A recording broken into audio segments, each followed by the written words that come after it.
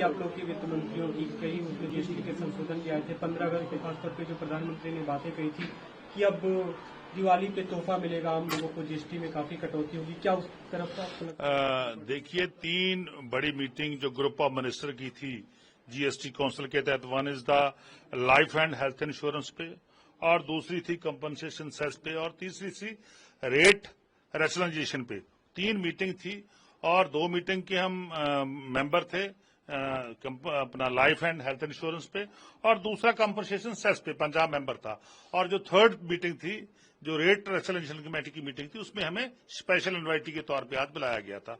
तो तीनों कमेटियों में जो उन्होंने अपनी एग्जम्पशन लेके आए हैं कि रेट को कैसे रैशनलाइजेशन किया जाए, क्योंकि आज तक भारतीय जनता पार्टी की सरकार ने पिछले 8 साल में 27 टाइम जो है वो एग्जम्पशन दी है, यानी कि जीएसटी में छोड़ दिया 27 टाइम, और 15 टाइम रिडक्शन दिया है, यानी रेट को कभी कम किया है कभी बढ़ाया है। ये 16 टाइम हो रहा है। सो लगातार पिछले 8 साल से भारतीय जनता पार्टी की सरकार को, देश के प्रधानमंत्री श्री मोदी साहब को यह समझ नहीं आती कि जीएसटी को कैसे लागू करना है, ये टैक्स सिस्टम क्या है। इसने स्टेटों की जो इकोनॉमी है उसमें उसको बहुत भारी नुकसान पहुंचाया है।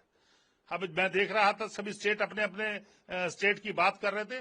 जो बीजेपी ओन्ड स्टेट है, जो बीजेपी वाले भी स्टेट है, वो भी बात कर रहे थे कि हमारा भी बहुत बड़ा नुकसान हो रहा है। तो पंजाब का पिछले 8 साल में 1,11,000 करोड़ रुपए से ऊपर का नुकसान हुआ है। तो उसमें से लगभग 60,000 करोड़ रुपया जो है सेंट्रल सरकार ने कंपनसेशन सेस के रूप में दे दिया। जो 50,000 करोड़ रुपया बच गया वो कौन देगा? वो सेंट्रल सरकार के खिलाफ हमारा 50,000 करोड़ रुपया खड़ा है। तो हम जीएसटी सिस्टम में आए, वन नेशन वन टैक्स की थ्योरी के तहत जो प्रपोजल सेंटर ने दिया, सभी राज्यों ने माना, पर लेकिन अब धीरे धीरे भारतीय जनता पार्टी की सरकार जो है वो फेडरल स्ट्रक्चर को तहस नहस करना चाहती है। जो हमारा राज्यों के अधिकार है उनके ऊपर एक तरह सा इनडायरेक्टली उनके ऊपर हमला कर रही है कि राज्यों की जो वित्तीय स्थिति है उसको वीक कर दो, उसको तोड़ दो, ताकि राज्य जो है वो सेंट्रल सरकार के ऊपर डिपेंडेंट कर जाएं। बिल्कुल पंजाब झुकेगा नहीं। हमारा हक बनता है कि जो 50,000 करोड़ रुपया हमारा पेंडिंग पड़ा है, तो मैं समझता हूं, मैं देश के प्रधानमंत्री साहब को भी अपील करता हूं, ये हमारा पैसा जो है तुरंत जारी किया जाए ताकि हम अपने स्टेट के ऊपर उसको लगा सके। लेकिन अलग अलग सेक्टर्स में जो जीएसटी का रेट कम करने की जो बात है, आपको लगता है सरकार उस दिशा में बढ़ रही है? वो चाहे इंश्योरेंस प्रीमियम पे जीएसटी लगता हो या कारों पे जीएसटी लगता हो, उसके कोई चर्चा नहीं? देखो, कई जगह पे इन्होंने रेट कम कर दिए, कई जगह पे रेट कम कर दिया, हम उसका स्वागत भी करते हैं, पर लेकिन कई जगह पे इन्होंने रेट बढ़ा दिए।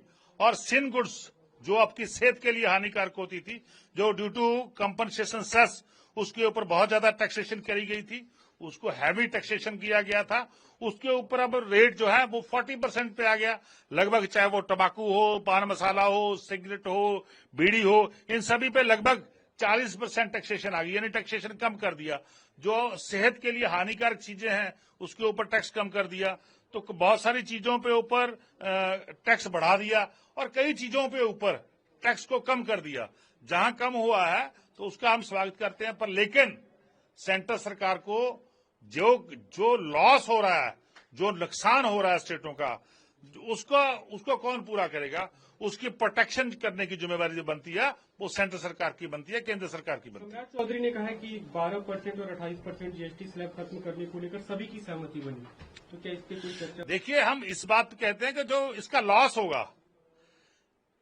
होगा तो हम अपने नागरिक को चाहते हैं कि इसको सुविधा मिले, हम भी चाहते हैं, सभी लोग चाहते हैं, पर लेकिन उसके साथ जो नुकसान होगा, उसके साथ जो लॉस होगा स्टेट की इकोनॉमी को, उसको कौन कंपनसेट करेगा, उसकी कौन प्रोटेक्शन करेगा? ये भी बात हमने उस जीओएम में रखी थी और वो जीओएम की रिपोर्ट जो है जीएसटी काउंसिल में जाएगी, उसके बाद चर्चा होगी।